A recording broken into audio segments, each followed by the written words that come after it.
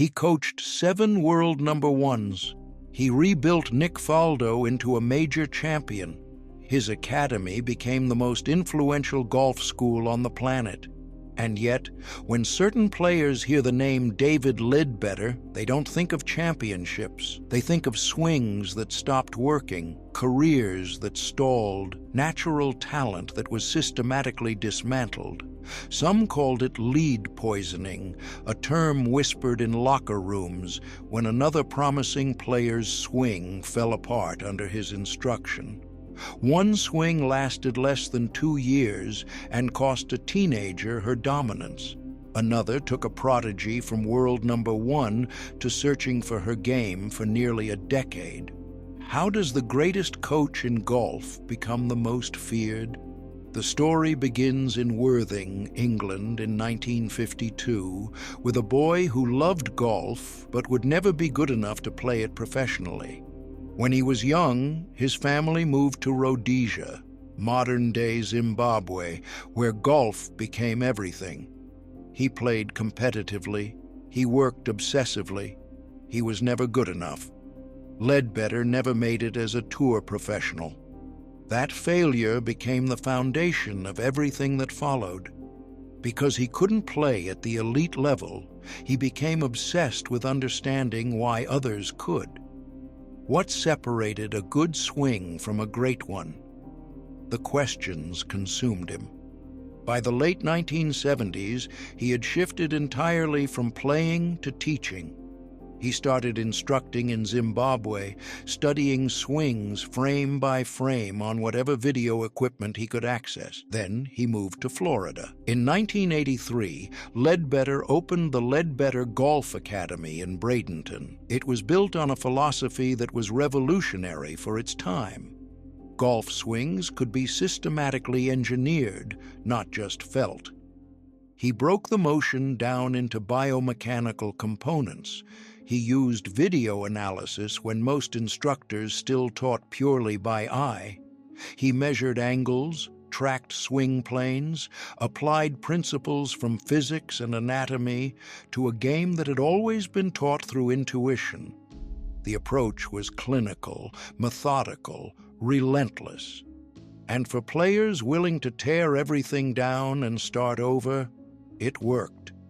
By the early 1980s, tour players seeking an edge started showing up at his academy.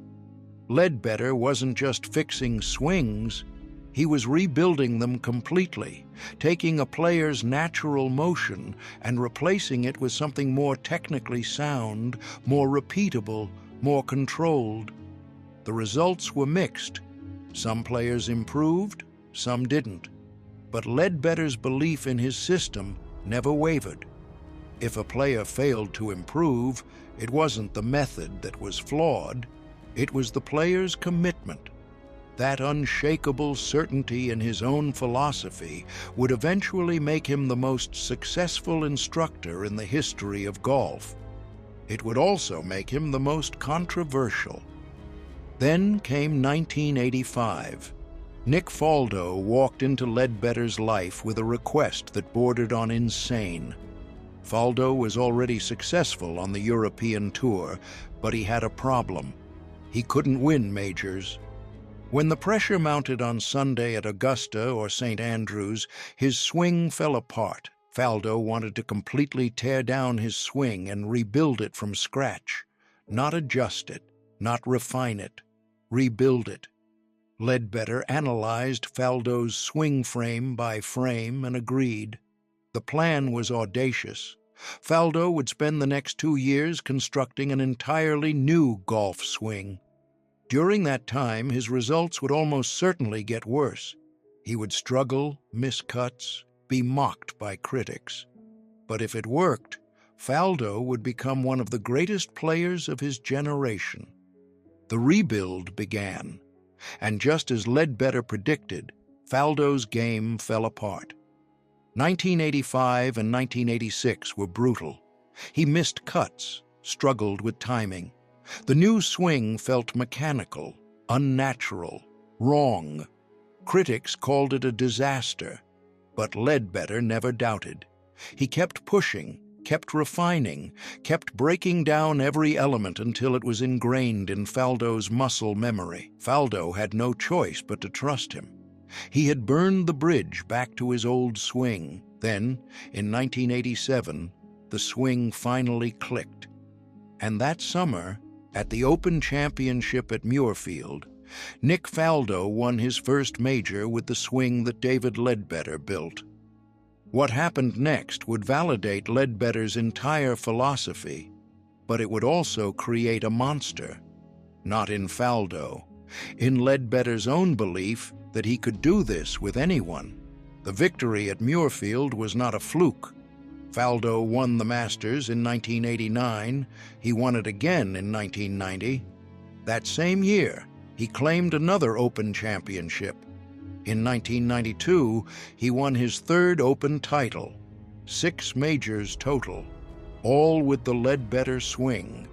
Faldo became world #1, and the golf world took notice. This was not a natural talent finally reaching his peak. This was engineering. This was proof that a golf swing could be taken apart, redesigned, and reassembled into something better.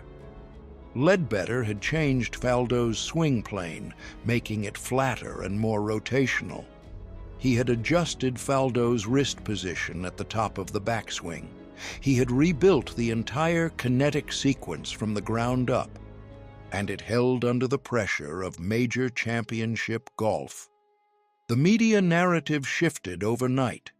Leadbetter was not just a good instructor, he was a genius, the greatest teacher the game had ever seen. The success with Faldo opened the floodgates. Nick Price, one of the most talented ball strikers in the world, began working with Leadbetter. Price became world #1 and won 3 majors. Ernie Els consulted with him. Greg Norman worked with him briefly. The Leadbetter brand went global. Academies opened across the world. Instructional videos sold millions of copies. Books became bestsellers. By the mid-1990s, Leadbetter was no longer just a coach. He was an empire. And with that empire came something dangerous: certainty. Leadbetter had turned a struggling major contender into a 6-time champion. The method worked. The system was proven. And because it worked for Faldo, Leadbetter became convinced it could work for anyone. Every player who walked through his door was analyzed, measured, and fit into the same biomechanical framework. The Leadbetter method, the system, the blueprint. It didn't matter if a player had a natural, flowing swing. It didn't matter if they were already winning. Leadbetter believed he could make them better. In interviews, Leadbetter spoke with absolute conviction about swing mechanics. The swing was not an art. It was a science. There were correct positions and incorrect positions, proper sequencing and flawed sequencing. And if a player followed the system, committed to the process, trusted the rebuild, they would improve. The logic was seductive. It was also inflexible, because golf swings are not universal. What worked for a methodical, obsessive personality like Nick Faldo might destroy a player who relied on feel and instinct. But Leadbetter's success had made him immune to doubt. He had the resume. He had the results.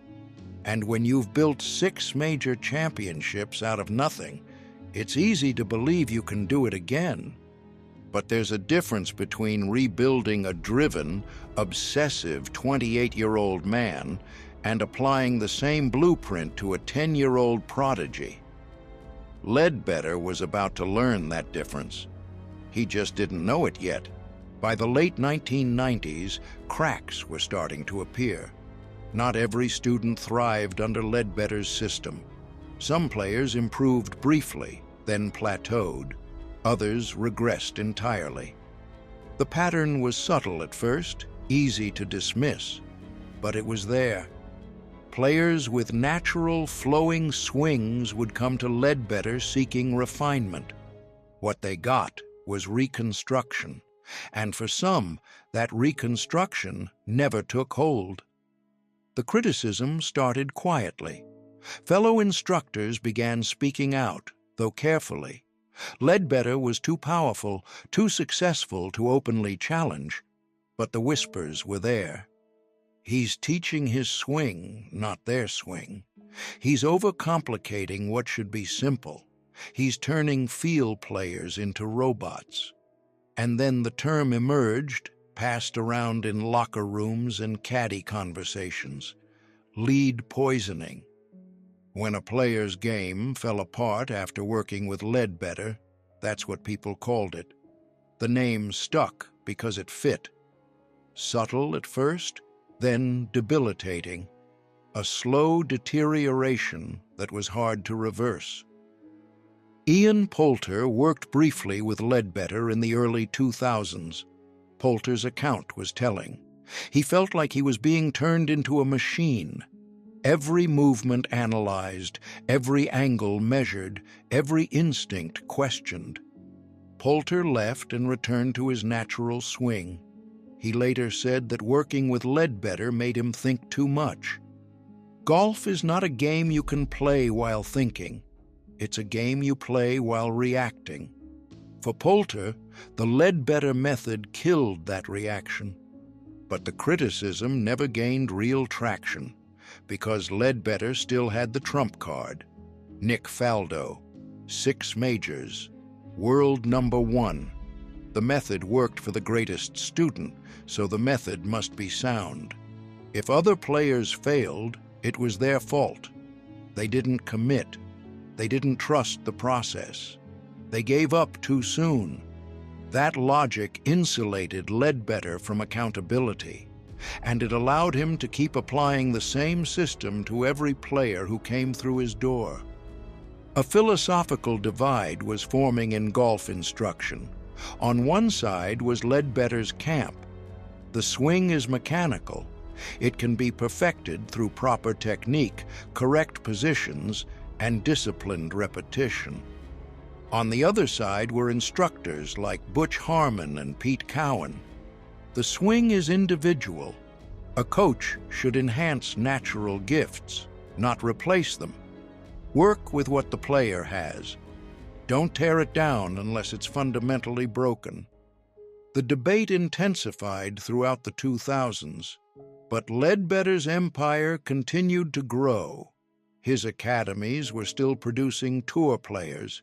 His brand was still the most recognized in golf instruction, and his belief in his system remained absolute.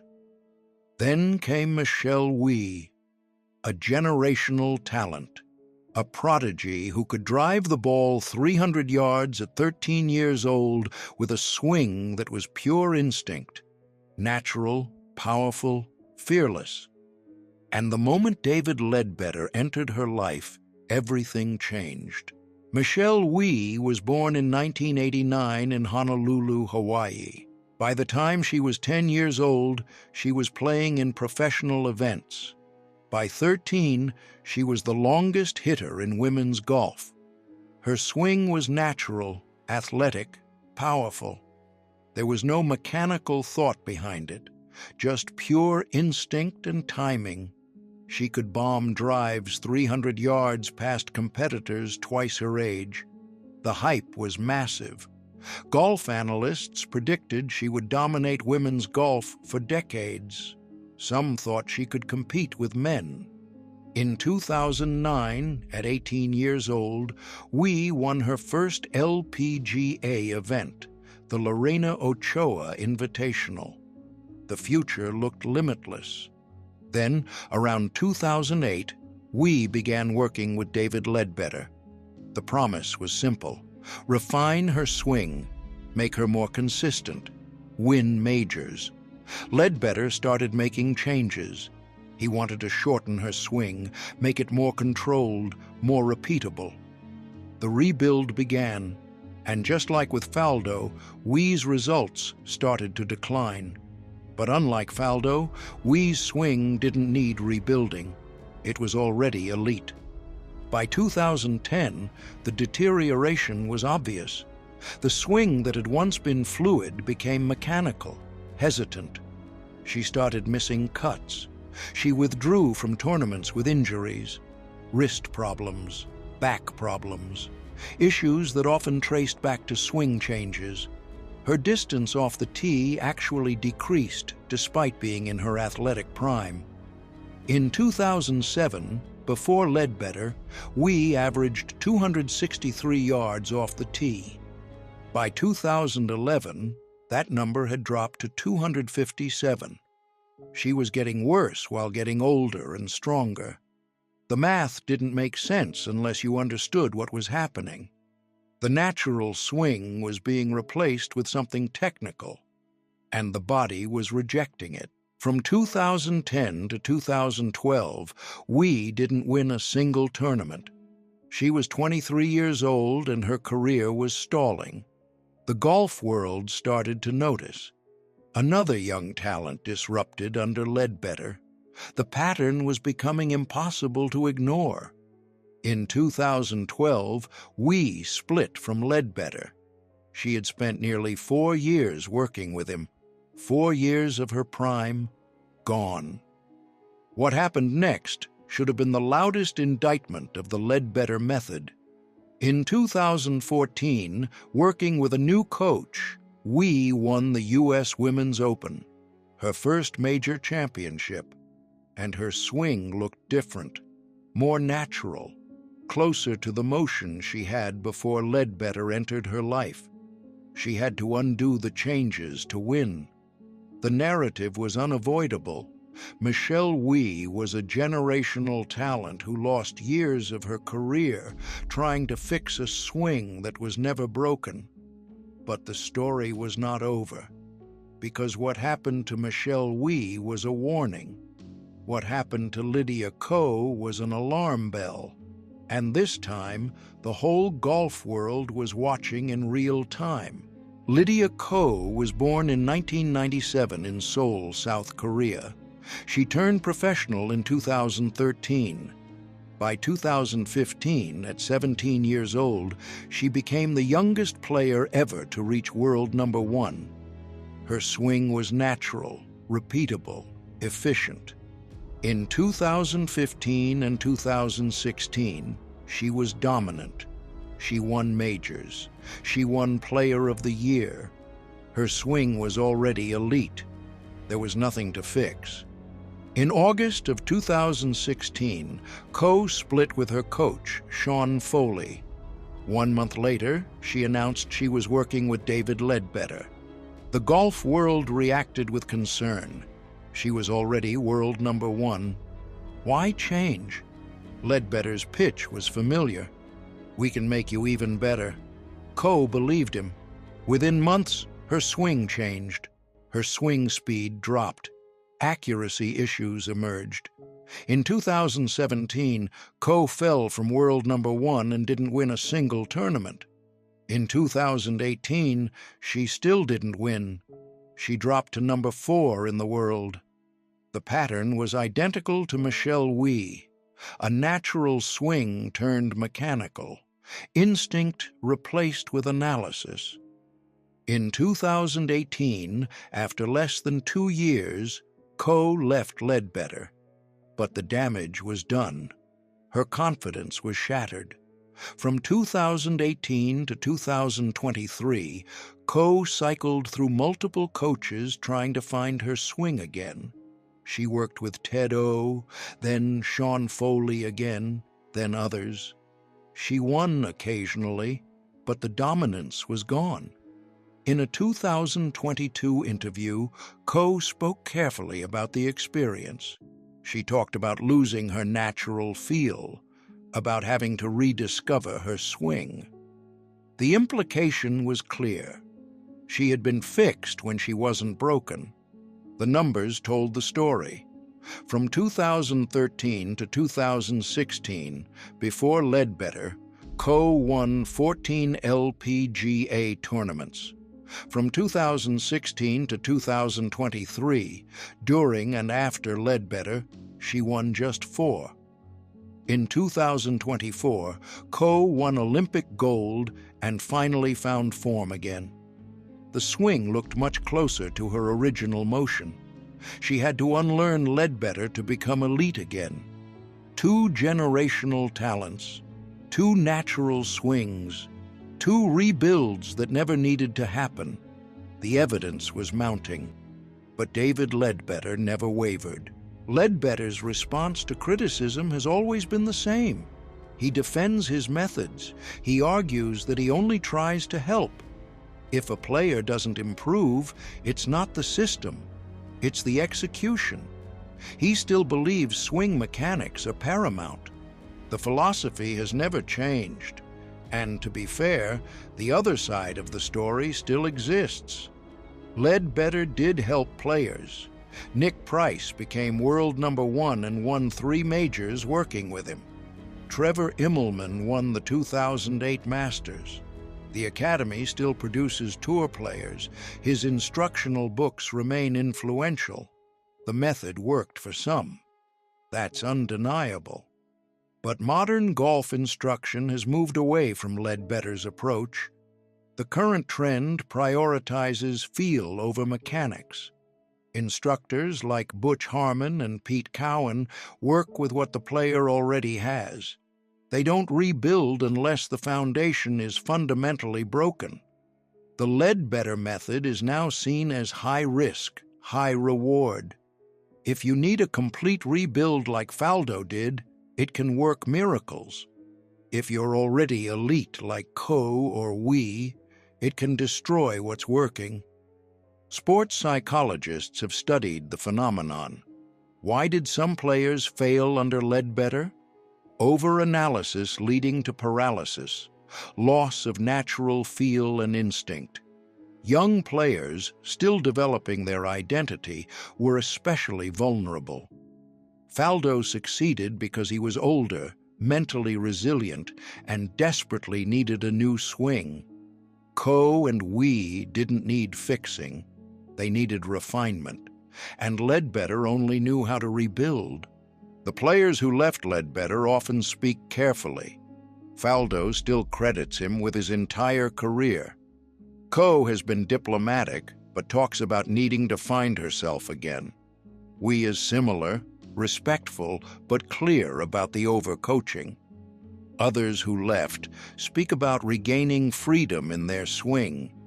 The word freedom appears again and again, as if working with Leadbetter was a kind of captivity. So why terrifying? Not because of his personality. By all accounts, Leadbetter is professional, dedicated, passionate about the game. Terrifying because he could convince you your swing was broken when it wasn't. Terrifying because of his conviction. He truly believed he was helping. Terrifying because saying no to the world's greatest instructor felt impossible, especially when you were 17 years old and he promised to make you even better than world #1.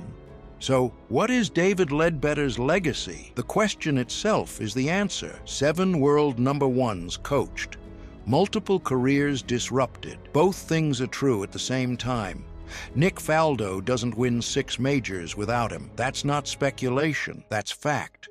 Lydia Ko doesn't lose 2 years of dominance without him. Also fact. Leadbetter was not a villain or a saint. He was a true believer in a system that worked brilliantly for some and catastrophically for others. If you're a generational talent with a natural swing, do you risk it all for the promise of perfection? Some players said yes and lost themselves.